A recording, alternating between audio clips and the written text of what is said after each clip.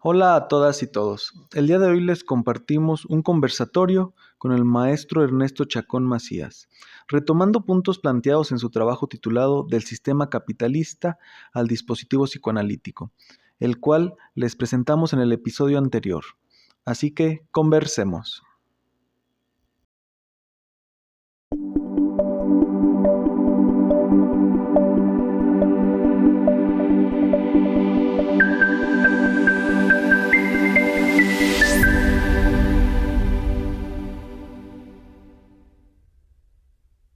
Ernesto, muchas gracias por compartir este trabajo. Te agradecemos a nombre de Yancia y pues quisiéramos en estos minutos posteriores a la presentación que nos platicaras un poco respecto al antes de la elaboración del trabajo, ¿no? ¿Qué elementos o qué ideas te ayudaron a construir este trabajo que hoy presentes por acá? Hombre, pues muchas gracias a ustedes por la invitación. Yo contentísimo de estar por acá. Híjole, pues un montón, un montón de cosas detrás de este trabajo. Y lo digo así porque en realidad es un trabajo que acá presento, digamos, la primera parte, pero que pues, he ido desarrollando de tal manera que, digamos, un año después de que se presente este trabajo, yo tengo una segunda parte. Se iba a presentar en un coloquio en Guadalajara. Llegó la pandemia y ya no se presentó. Se pospuso y después se presentó en línea. Por ciertas cuestiones, yo decido no presentarlo en línea. Y bueno, el trabajo ha seguido digamos, su camino, y la idea es ahora en mayo, ¿sí es mayo? Sí, ¿verdad? Ahora en mayo poder presentar como una segunda parte después de esto. Pero ¿qué hay detrás de esto? Quizás suena un poco trillado, pero la clínica. O sea, la verdad es que la clínica es lo que está detrás de este trabajo. Una de mis principales complicaciones clínicas ha sido, creo, hoy menos, pero lo sigue siendo, la parte ética. La parte ética en el sentido estricto de intentar lo mayor posible no estar yo, ¿sabes? Cosa difícil para un cuate muy narcisista de repente, pero posible. Y opté por trabajar teóricamente la cuestión ética. Entonces, empiezo a revisarlo evidentemente con Freud, y evidentemente en supervisión, ahí Luis, mi supervisor, pues me ha echado un montón la mano, pues justo para marcar todos esos elementos en donde se está interviniendo, no necesariamente desde un yo hablando como yo Ernesto, sino desde un yo preestablecido, es decir, desde una moralidad. Desde lo que uno considera correcto o incorrecto, desde lo que yo quisiera que el paciente hiciera, porque vengan, no es que yo estoy pensando que el paciente debe volver o no con su ex, digamos, ¿no? Pero una parte de mí de repente dice, amiga, date cuenta, ¿no? O al revés, deberías decirle así para que te haga caso, no sé. Entonces, estoy todo el tiempo intentando dar cuenta de dónde están viniendo mis intervenciones. Entonces, eso me lleva a querer teorizar.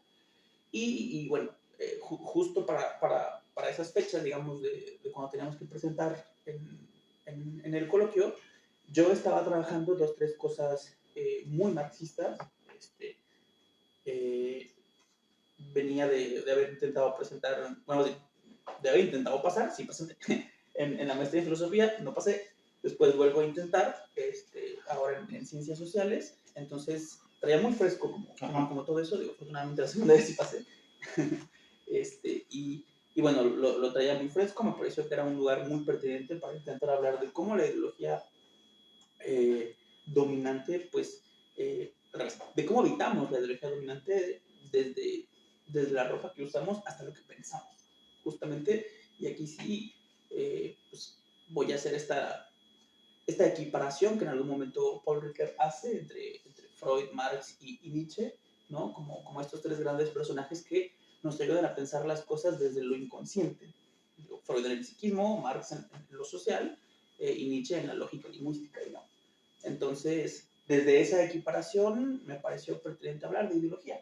De ideología entendida, bueno, como esta forma particular en la que una sociedad se explica a sí misma su sentido de la existencia, digamos, y la articulación de valores que nos habitan. Okay. Y ahorita en el trabajo que haces este recorrido, y creo que lo mencionas, que creo que es una parte importante, ¿no? Actualmente ¿no? La educación, los sistemas de salud, ¿no? Ujú. Tan significativos aquí, por ejemplo, en el estado de Guanajuato, pues justo lo que intentan hacer es imponer ciertos caminos o ciertas formas de tramitar. Ujú. Y justo la idea, bueno, al menos creo que es no, como tú me decías, no ser una resistencia, sino cómo esos sistemas me afectan a mí y qué yo puedo hacer para salirme justamente o para yo no direccionar, en el caso del psicoanalista, cómo se trabaja en el diván. Sí, sí, sí, justamente. Pensándolo estrictamente en el caso del psicoanalista, creo que justo hay una resistencia que uno debe hacer frente a eso, ¿no? No que el Sí, sí, psicoanálisis sí. sea una resistencia. Es muy poético decirlo así. Creo que tiene pertinencia pensar el psicoanálisis como una resistencia ante los embates de la lógica contemporánea, sí, pero es una cosa muy poética, porque es que tampoco está estrictamente peleado, pues. Eh, pero, pero sí creo que el analista sí debe hacer una resistencia. Afuera no, afuera uno puede hacer lo que quiera y ir a gastarse todo su dinero en el Buen Fin, ¿no? Entre otras cosas, pero bueno, en el consultorio no. Sí, y que creo que, bueno, no, justo hace poquito acabo de leer nuevamente se me fue el nombre, el de la cultura, el libro de Freud, Malestar en la cultura. ¿No? Y justo hay una línea maravillosa de Freud en cómo señala que gran parte de las problemáticas mentales se dan a consecuencia de los embates sociales, ¿no? Y que creo que esos al final muchas veces se terminan justo reproduciendo en las áreas de la salud o no sé si sea peor, no sé cuál sea peor, habrá que verlo, si la educación o la salud. Uy, qué buena pregunta. Yo creo que, híjole, te digo lo que voy a decir. Yo creo que es peor en la educación. Sí, yo también. Yo creo que es peor en la educación porque es donde nace, digamos. Es donde nace, donde se origina en el sujeto, pero sujeto entendido como el sujeto social. Y la salud lo que nos va a venir a hacer es ayudar a reinsertar a aquel que por una u otra se está saliendo de ese camino, o siguiendo esta lógica de las relaciones de producción, en los sistemas de salud, y en este sentido salud mental, por ejemplo, pues es una reinserción a eso, ¿no? Es, un, es una serie de herramientas y estrategias para que el sujeto pueda sobrellevar los embates de la vida y poder seguir siendo productivo. Esa es la lógica, digamos, de las psicologías, Sí, de la psiquiatría también, ¿no? Es dopar al sujeto, medicar, callar el malestar, digamos, pues para poder seguir adelante con la vida. Y para poder seguir adelante con la vida, bueno, pues hay que trabajar, hay que producir, hay que pertenecer como a esta lógica, a este sistema. Sí, y un malestar y dolor que me parece que poco a poco la sociedad ha perdido importancia, ¿no? Porque justamente creo que hay la posibilidad de no tener dolor. Yo, cada que cruzo ese tema del dolor, me parece fascinante cómo hay comerciales en la tele que dicen, no, dolor de rodilla 150 años. Y yo digo, no, ya los seres humanos no viven 150 años. O sea, la rodilla te va a doler antes. Sí, sí. Pero lo ponen como algo que podrías evitar o podríamos todos evitar. No sé eso qué efectos tendría a nivel clínica. Pues no sé, tampoco sé, pero lo que sí me queda claro es que hay malestares de la época, ¿no? El gran malestar de la época de Freud, el gran malestar de la época, el momento histórico y la situación geográfica de Freud, pues eran las histerias, ¿no? Claro que si nos venimos acá a México, para ese entonces el malestar era otro, ¿no? Era la esclavitud, las haciendas, ¿no? El porfiriato, qué sé yo. Y cómo esto ha venido cambiando y tiene su efecto en la clínica. Entonces yo sí, claro, hoy la depresión, la ansiedad, voy a decir así, como este sentimiento de vacío en función de la no productividad, sí son algo que suena un montón. No sé si me atreveré a decir que es como de lo que más llega, no sé, pero sí llega mucho. Entonces, creo que justo este es un reflejo del efecto que la ideología dominante, ahí sí, productiva capitalista, tiene. Y las modificaciones, porque no nos encontramos en el capitalismo de los 70s, 80s, no, es otro capitalismo en donde, por mencionar filósofos más contemporáneos, nos hablan de la autoexplotación, ¿no? Cómo estamos convencidos de que nosotros somos los que tenemos que ir a hacer esto para poder ser realizable o para poder vivir como si estuviera únicamente en nuestras manos, pues el éxito, el bienestar, bla, bla, bla, ¿no? Y si bien uno forma parte de ese camino que se recorre, también es cierto que hay otros lugares, ¿no? Y bueno, como mencionabas el texto del maestro de la cultura, toda esta parte social que transmina a nosotros en el super yo, pues no es nuestra, corrijo, es nuestra a partir de lo social, ¿no? Entonces, sí se refleja como este malestar. Ahora, pues así es, digamos, ¿no? Y aquí es donde hago este énfasis en que yo no sé si el psicoanálisis tendría que hacer algo allá afuera, pues creo que no, pero en la clínica tendríamos que intentar dejar eso de lado y darle voz al sujeto, ¿no? Un poco lo que decía el texto a partir de Gustavo de Sal es retornar al sujeto, al sujeto del deseo. Como alguien, ¿no? ¿Cómo se tendería en la clínica, ¿no? Retornar, este último que dice, retornar al sujeto del deseo. ¿Cómo se entendería en la clínica? Sí, digamos, de manera general.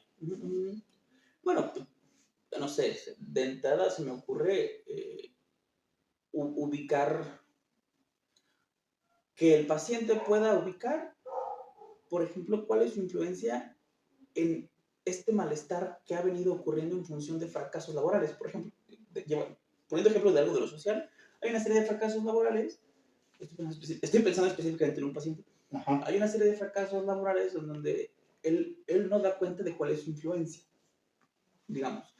Y claro, lo social apunta, eres un flojo, eres un, ¿cómo se dice? Improductivo, no productivo, digamos, irresponsable, conformista, que te costaba llegar temprano.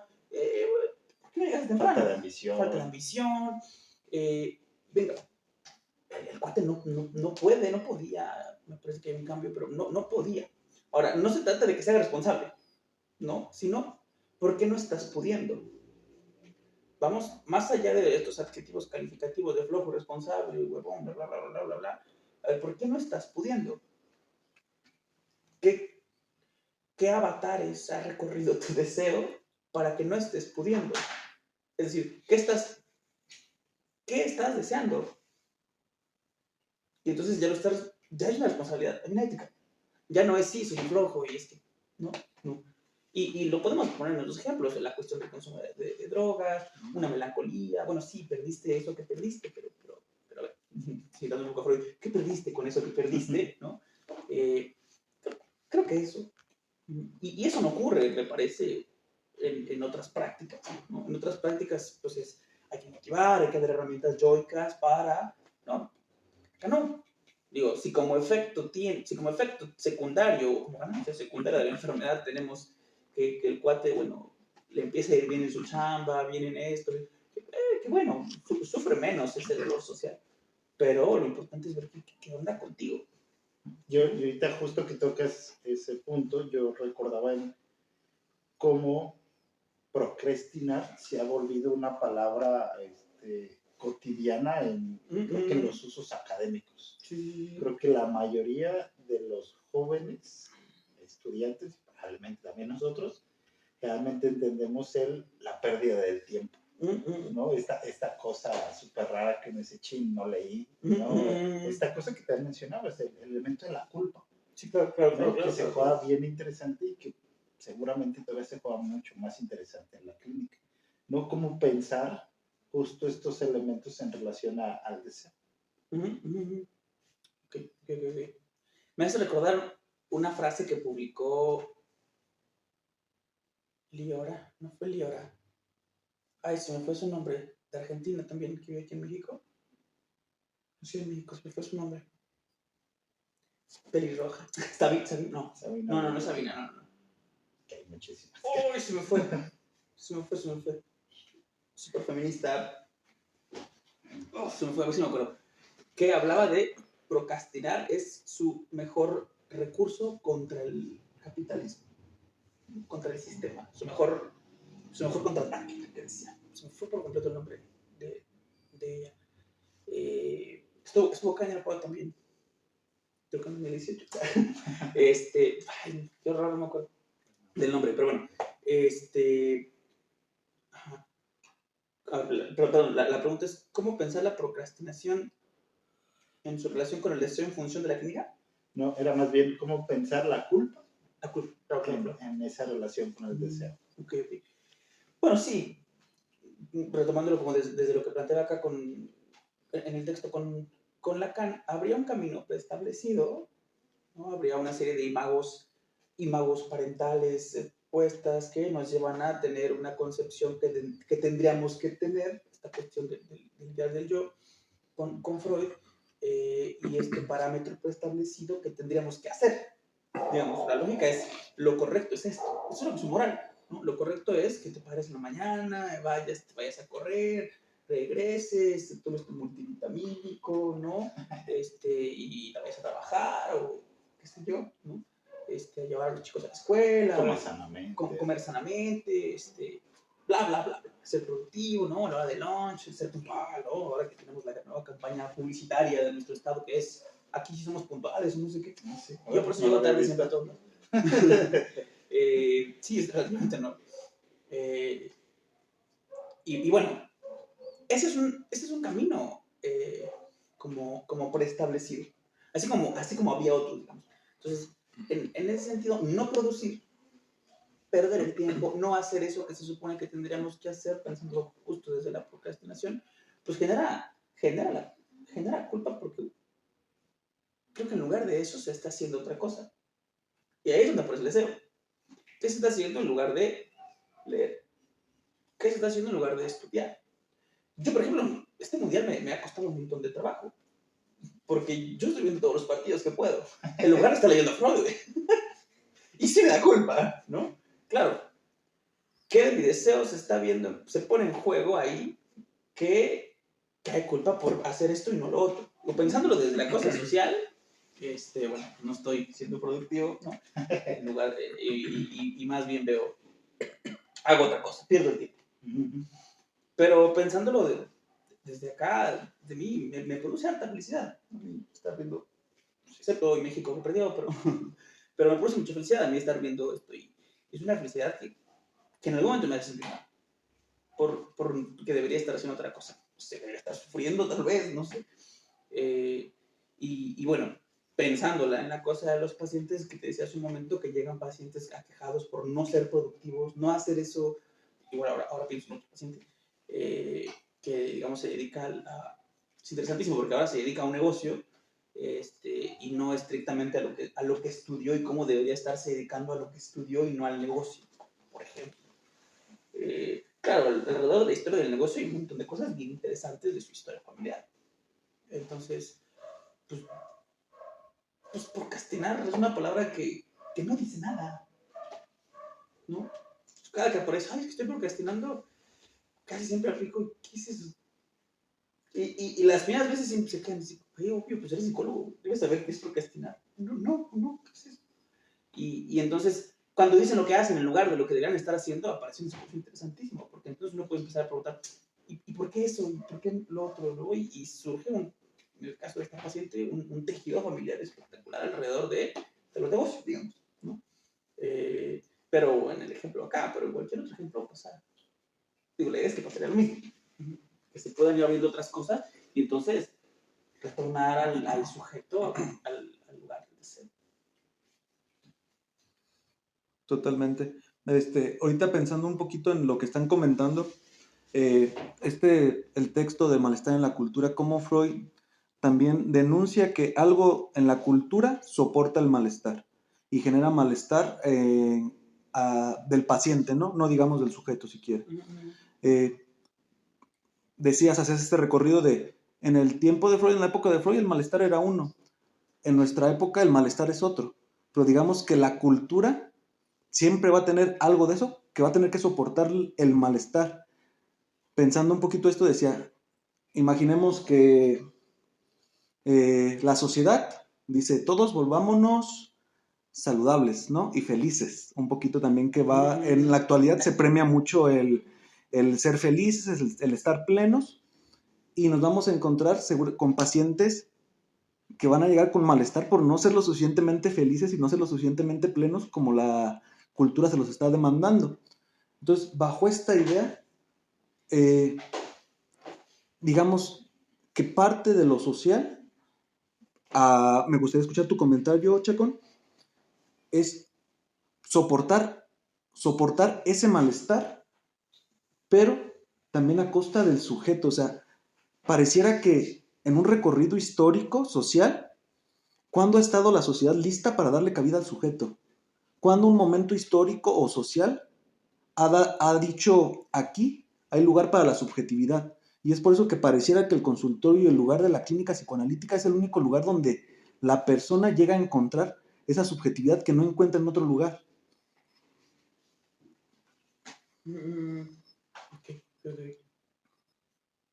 Es una pregunta muy fuerte.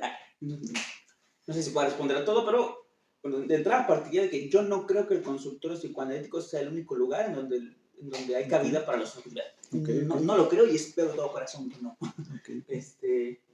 Por bien de la subjetividad misma, ¿no? Creo que hay muchos lugares, un montón. El arte, ¿no? El deporte, ¿no? Claro, tiene sus matices, evidentemente, cuando tiene que cruzar por el capitalismo. Pero sí me parece que hay un montón de otros espacios que dan cabida a la subjetividad. Pero también la lógica del capitalismo, la lógica de la ideología dominante, sí es aniquilar la subjetividad. Uh-huh. Sí es aniquilar la subjetividad. En algún momento pensaba yo en poder hacer algún como estudio, un trabajo como histórico-social, de más o menos la pregunta que me haces. ¿Cómo ha venido cambiando la diversidad en la medida en la que avanza la globalización? Uh-huh. No es un tema nuevo, existe, hay un montón de filósofos contemporáneos, Bauman, ¿no? Betsky, etc. Pero yo lo quería pensar desde México, ¿no? Yo lo quería pensar desde México y cómo es que ha venido cambiando la diversidad para unificarnos, o apuntarnos, perdón, a la unificación, a todos más o menos iguales, a todos más o menos lo mismo. Es muy complicado porque en la diferencia hay un montón de cosas que nos gustan y no nos gustan. O sea, retomando al mundial, no nos gusta dónde es el mundial por un montón de cosas bien diferentes. Así lo digo, ¿no? Nada más. Entre otras cosas, ¿no? ¿Y cómo no es posible que ciertos sectores del mundo se sometan a la lógica occidental, por ejemplo, ¿no? Pero ocurre acá también, ¿no? ¿Cómo un montón de personas no pensamos iguales? Y cómo eso nos choca, ¿no? Nos juntamos en general con los que piensan parecido a nosotros, al menos. Uh-huh. Y ese es, digamos, el núcleo del conflicto. Entonces, hay un texto antropológico, no me acuerdo el nombre, que se llama algo así como Justificación de las violencias o la historia de las violencias, que habla de cómo la violencia y las guerras, bueno, son producidas sí por la diferencia y la diversidad, pero también son una forma de sobrellevar cambios importantes, generar y sobrellevar cambios importantes en las sociedades históricas. Entonces, yo no sé si habría cabida en algún momento de la historia para la subjetividad. Lo que es cierto es que la subjetividad como concepto es nuevo. Digamos, a partir del siglo XVIII, con la ilustración, la reflexión, la creación del sujeto moderno, es que empieza a darse este espacio a la subjetividad. Pero yo no sé si hace 1000 años habría algo parecido a la subjetividad. No sé. Y es un concepto, la subjetividad también un concepto occidental, complicado, Pero si podemos pensar en la aceptación de la diversidad en función de cómo es cada quien, híjole, no sé si ha habido un momento histórico, si lo hay ahora, en donde se pueda. Lo que sí me queda claro es que hay espacios para ello. Y creo que el psicoanálisis es un lugar para producirlo. Porque algo anda mal en el sujeto que no puede ser sujeto. Ok.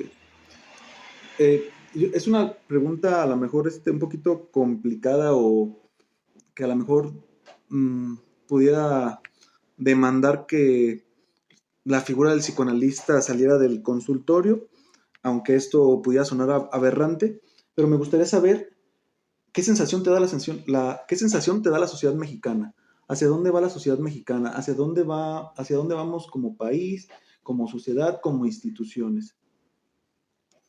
Uy. Sí, es muy complicada esa pregunta.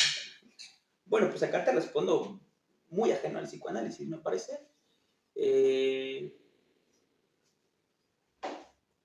Pues creo que estamos yendo muy parecido, pero con cierto freno, a lo mismo que la sociedad europea. Estamos en un sentido, voy a utilizar la lógica del progreso, como para seguir hablando de esta cuestión de ideologías dominantes capitalistas, a poder llegar a estos grandes índices tecnológicos, a estos grandes índices de consumo, ¿no? Como un país mide su felicidad a partir del PIB, Producto Interno Bruto, y como el Producto Interno Bruto y el índice de felicidad de cada país además está ligado con el Producto Interno Bruto, que sería, no sé, la capacidad de consumo que tendría un país, ¿no? Indicador por demás malo. Ya por ahí nuestro presidente propuso otros indicadores, sí mejores, pero igual de insostenibles. Y bueno, creo que la sociedad mexicana intenta ir para allá, como sociedad. Intenta ir para allá y creo que lo va logrando con un freno muy grande, que es que no nos dejan llegar, ¿sabes? Seguimos siendo México y Latinoamérica y África, pues estos grandes lugares de donde extraen, nos quitan nuestros recursos y donde está la fuerza de trabajo, ¿no? La vida es súper linda en Europa porque estamos trabajando nosotros a Volkswagen, ¿no? A Mazda. Tampoco creo que Mazda sea es tan linda. asiática. ¿Eh? Tampoco creo que sea tan linda. Ya tendrá sus... O sea, según es, creo que también hay un elemento idealizado respecto a respecto a las Europas. Creo que desde allá, solamente. Pero sí, ¿no? Concuerdo. Sí, bueno, es una forma de decirlo. Lo que es cierto es que los indicadores económicos y seguridad social, pues sí son mucho mejores. Digo, sufren otras cosas, me queda claro, ¿no? Pero sí, al menos en un sentido económico y social, y de seguridad social, sí, no batallan lo que acá. ¿No? Sí, igual quizá es muy atrevido decir que es una vida muy linda, pero pues, sí hay una economía mejor y una seguridad social mejor en general. Pero lo quiero decir así porque es a costa de nosotros. Sí, sí. ¿No?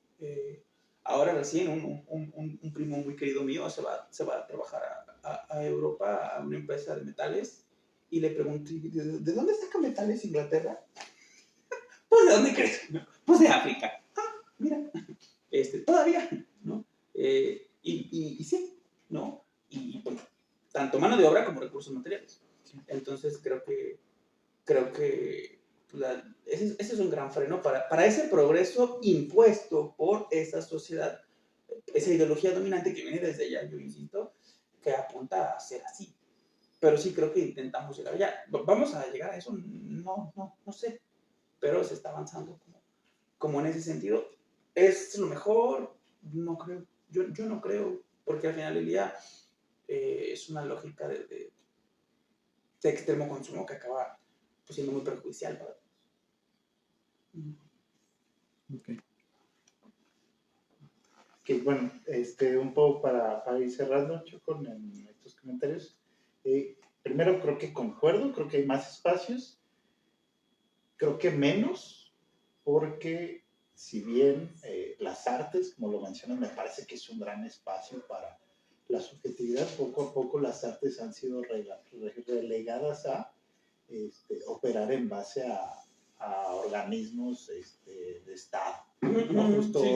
Justo hoy, Guillermo del Toro, mientras era el partido, compartía cómo ya no hay tanto dinero para producir cine en México, ¿no? Y al mismo tiempo, pues, cine que seguramente las instituciones de México regula y nos da cierto consumo de arte que pasa en todos lados. El arte que consumimos es arte que está regulado, ¿no? Aunque yo diga, no, yo me encuentro el cine que está. Lo ves porque hay la posibilidad de instituciones que lo regulen y que lleven a esos espacios, ¿no? Creo que sí habría que generar otros espacios desde el sujeto. Creo yo personalmente que ahí se generarían otros espacios. ¿Qué crees? Bueno, ahorita en la actualidad, haciendo como todo este recorrido, ¿qué diferenciaría, ¿no?, un trabajo desde la clínica psicoanalítica a otras atenciones de la salud mental? Pues de entrada la cuestión del deseo, como responsabilizarse del deseo, o esta frase a lo mejor también muy trillada, hacerse cargo del deseo, creo que es una principal diferencia. No sé si en todas las otras prácticas sí no ocurre, pero la condición de existencia de ellas es otra. La lógica epistemológica de esos otros discursos psicológicos, pues es otra. Entonces, la responsabilidad en función del deseo es una. Y la otra, bueno, pues, el inconsciente. Porque si bien las psicologías otras dicen, sí, es que es inconsciente, me traicionó el inconsciente, etc. Pues es otro inconsciente, es un inconsciente de no me doy cuenta ya, ¿no? No es raro que un paciente llegue, me pasó esto, y no sé si inconscientemente, y bueno, uno escucha que claro que hay algo más ahí, pero bueno, ese no es el inconsciente, no es el inconsciente freudiano. Yo creo que es eso, el inconsciente freudiano, el deseo y la pulsión, como estos tres conceptos clínicos, estrictamente clínicos, son los que diferenciarían el trabajo, digamos, en el psicoanálisis y como agregado de, bueno, para mencionar mi trabajo que leí hace un rato, la cosa ética. Porque esta cosa ética no la escucho en otras prácticas. No sé si en todas, insisto, pero yo no la escucho. No escucho esta reflexión ética en función de dar cuenta de las ideologías que se están poniendo en juego ahí, ¿no? Y la respuesta a la demanda del paciente, por ejemplo. Sí, concuerdo. Creo que el elemento ético ha quedado relegado hace mucho tiempo. ¿No? Generalmente uno en cualquier espacio escucha la ética y lo asocia con un elemento moral, ¿no? Que creo que no se ha transmitido bien, uno no lo termina de entender, algo ocurre en ese elemento que puede hacer algo bien interesante para construir. Y pues creo que de nuestra parte sería todo. Bueno, muchas gracias. En Yancia Psicoanálisis somos un grupo de psicoanalistas y profesionales de la salud mental interesados en realizar acciones de divulgación del psicoanálisis. Creemos en el gran trabajo clínico y teórico que realizan los psicoanalistas en Latinoamérica y la importancia de gestionar, crear y sostener espacios para que el psicoanálisis pueda emitir sus voces. Si eres analista y te gustaría realizar acciones de divulgación del psicoanálisis, contáctanos. Yancia Psicoanálisis.